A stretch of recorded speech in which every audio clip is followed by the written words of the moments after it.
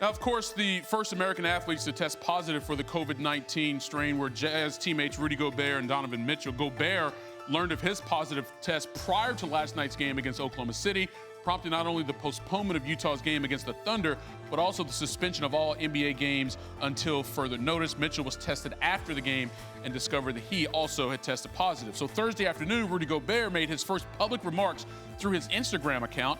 "I want to thank everyone for the outpouring of concern and support over the last 24 hours. I've gone through so many emotions since learning from my diagnosis, mostly fear, anxiety, and embarrassment. The first and most important thing is I would like to publicly apologize to the people that I may have endangered.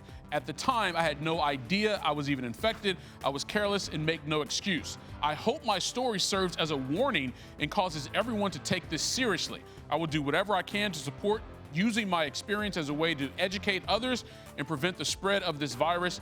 I'm under great care and will fully recover. Thank you again for all your support. I encourage everyone to take all of the steps to stay safe and healthy. Love." All right, so Malika Andrews joins us now here on SportsCenter. I know you've been getting quite a bit of reaction from around the league. Not many players are saying, anything publicly about this, Malika, but what have you been able to discern in terms of how they're responding to everything? Well, look, Michael, up until just a few days ago, a lot of players had the same tact that Rudy Gobert did, even if they didn't come out publicly and touch microphones and make those jokes. I was in press rooms where players were sneezing and then saying, "Don't freak out," things like that. And so on the one hand, I've been told by players, it's hard not to look at Rudy a little bit sideways and say, is this why? Is this someone to blame? Because they're looking for answers right now that just aren't there. And also remember, these players, they love to play basketball. And right now they're not able to do that. And so they're looking for a reason. That being said, as I've had more extended conversations with the guys in this league, they also understand that it wasn't necessarily Rudy's fault. If it wasn't him, it could have been someone else, and it easily could have been them.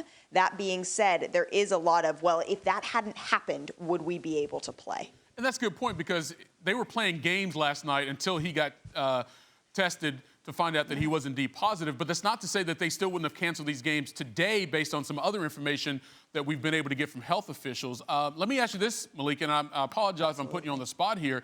Have you been able to find out how some of these players plan to spend these days away from their respective teams? Because some of the guys have been quarantined, some can do whatever they want. Like, how are they going to spend this time, because they don't know when they're going to be coming back to their squads?